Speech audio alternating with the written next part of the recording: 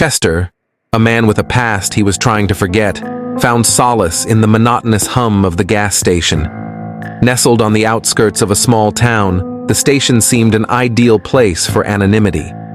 Chester had been working there for a year, the routine of refueling cars and stocking shelves providing a semblance of normalcy he desperately needed. One stormy night, as the rain battered the station's tin roof, a sleek black car pulled up to pump number 4. Chester watched from behind the counter as a tall man, dressed in a trench coat and fedora, stepped out. There was something about the man that made Chester uneasy, a shadow that seemed to cling to him even under the harsh fluorescent lights. The man walked into the station, water dripping from his coat, and approached the counter. His eyes, dark and piercing, locked onto Chester's. "Fill her up," he said, his voice a low growl. Chester nodded and reached for the pump, but the man grabbed his wrist. "Premium," he added, releasing Chester's hand with a deliberate slowness. Chester filled the tank, his mind racing. Something about the man felt familiar, like a distant memory scratching at the back of his mind. As he finished, the man handed him a crisp $100 bill. "Keep the change," he said, a cold smile playing on his lips. Chester watched as the man drove away, his tail lights disappearing into the night. He pocketed the bill, a sense of unease settling in his stomach. The rest of the night passed without incident, but Chester couldn't shake the feeling that something was wrong. The next morning, Chester was woken by the sound of sirens. He stumbled to the window of his small apartment above the gas station and saw police cars surrounding the station. His heart sank as he hurried downstairs. "What's going on?" he asked one of the officers, a young woman with a stern expression. "Are you Chester?" she asked. He nodded, a sense of dread creeping over him. "We need to ask you a few questions," she said, leading him to the back of a police car. Chester's mind raced as he was driven to the station. He couldn't think of anything he had done wrong, but the man in the trench coat haunted him. At the station, he was led into a small interrogation room where a detective was waiting. "Chester, I'm Detective Harris," the man said, extending a hand. Chester shook it, his palms sweaty. "Do you know why you're here?" Harris asked. Chester shook his head. "Last night, a man was found dead in his car not far from your gas station," Harris said, sliding a photograph across the table. Chester's heart pounded as he recognized the man in the trench coat. "We have reason to believe you might have seen something," Harris continued. Chester recounted the events of the night, the man's cold demeanor, the $100 bill. Harris listened intently, jotting down notes. "Did he say anything else?" Harris asked. Chester shook his head. "Did you notice anything unusual about his car?" Chester thought for a moment. "There was a briefcase in the back seat," he said. "It looked expensive." Harris nodded, his expression thoughtful. "We found the briefcase," he said. It was empty. Chester's mind raced. Why would someone kill for an empty briefcase? He couldn't shake the feeling that he was missing something. As the days passed, Chester found himself under constant surveillance. The police were convinced he knew more than he was letting on, and the locals began to treat him with suspicion. The once quiet gas station became a hub of activity as reporters and curious onlookers flocked to the scene. One night, as Chester was closing up, he noticed a figure lurking in the shadows. His heart raced as he stepped outside, the cool night air sending a shiver down his spine. "Who's there?" he called out, his voice trembling.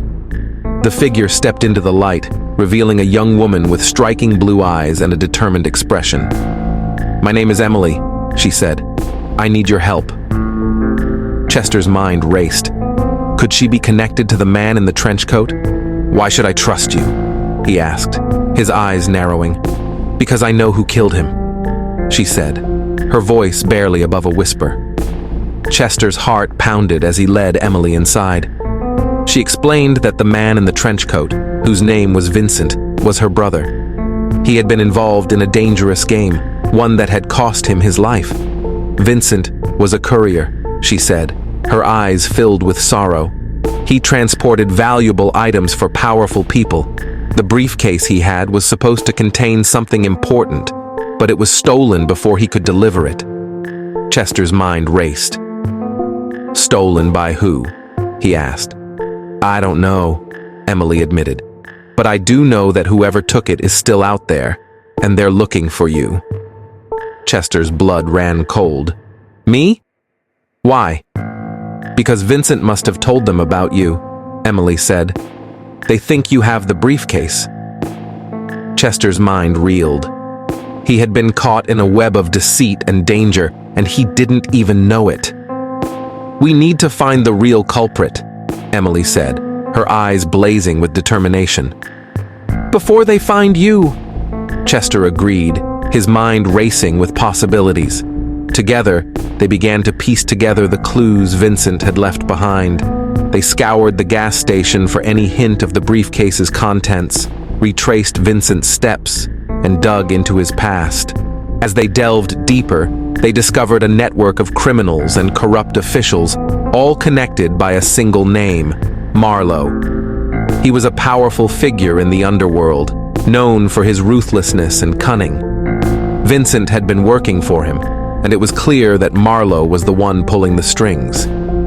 One night, as Chester and Emily were poring over documents in the gas station's back room, the door burst open.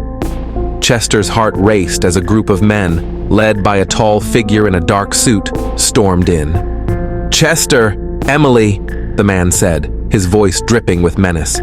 I've been looking for you. Chester's blood ran cold as he recognized the man from the photographs they had found. It was Marlowe. We don't have what you're looking for, Chester said, his voice trembling. Marlowe smiled, a cold, predatory smile. I know, he said, but you do have something I want. Before Chester could react, Marlowe's men grabbed him and Emily, forcing them into a car. Chester's mind raced as they were driven to a remote warehouse on the outskirts of town. Inside, they were tied to chairs, and Marlowe stood before them, his eyes gleaming with malice. Your brother made a mistake, Marlowe said, his voice low and menacing. He thought he could double-cross me, but no one crosses Marlowe and gets away with it. Chester's mind raced. He needed to find a way out of this. As Marlowe continued to gloat, Chester noticed a rusty nail protruding from the wooden floorboards. He began to work it free with his foot, praying that it would be enough to cut through the ropes.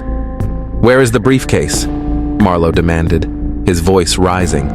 We don't know, Emily said, her voice defiant. Marlowe's eyes narrowed. Then you're of no use to me, he said, pulling out a gun. Chester's heart pounded as he finally freed the nail. He began to saw through the ropes, his hands shaking. Just as Marlowe raised the gun, Chester broke free and lunged at him, knocking the weapon from his hand.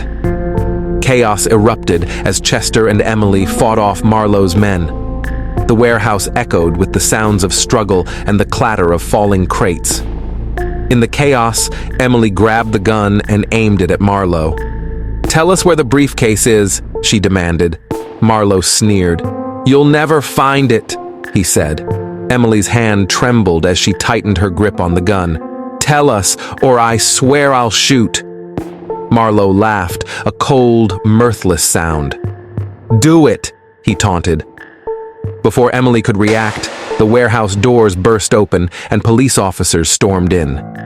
Detective Harris led the charge, his eyes locking onto Marlowe.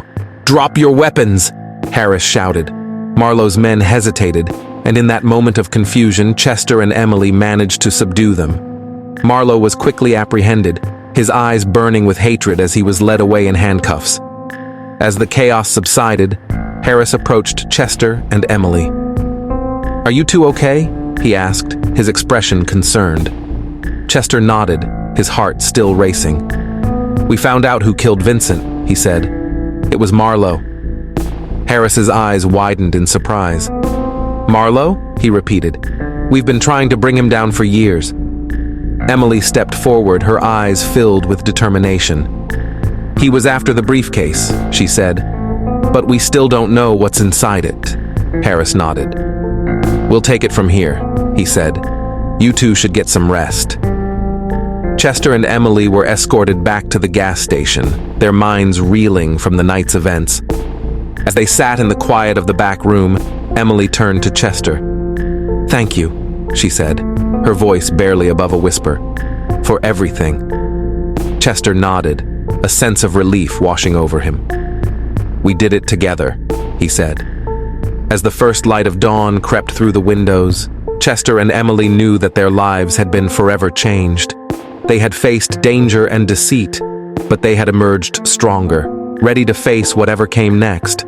And as they looked out at the quiet gas station, they knew that it was no longer just a place of refuge, but a symbol of their resilience and determination. The last stop on a journey that had tested them in ways they could never have imagined, but had ultimately brought them closer together.